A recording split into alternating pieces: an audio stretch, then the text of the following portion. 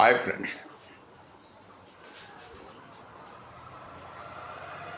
ఈ ఈ నెల 9వ తారీఖు 10వ తారీఖున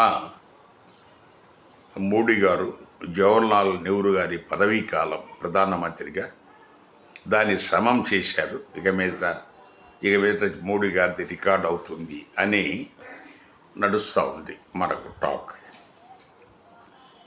సో 1952లో జరిగిన మొదటి ఎలక్షన్స్ నుంచి వీళ్ళు లెక్కేసుకుంటున్నారు.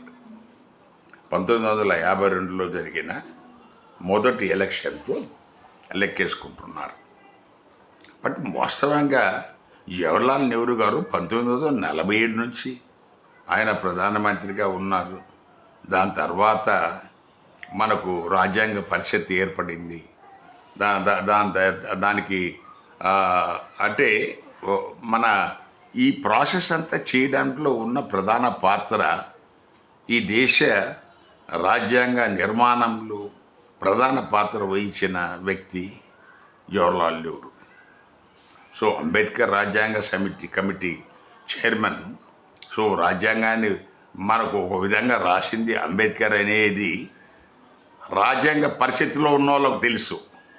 రాజ్యాంగ పరిషత్తులో 298 మంది ఉన్నారు.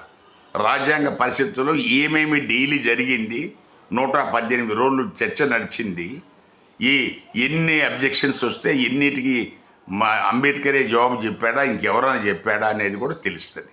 మన వాళ్ళు అంత చదివే ఓపిక ఉండదు, అవి తెలుసుకునే అది చదివినా వీళ్ళకి అర్థమయ్యే జ్ఞానం ఉండదు.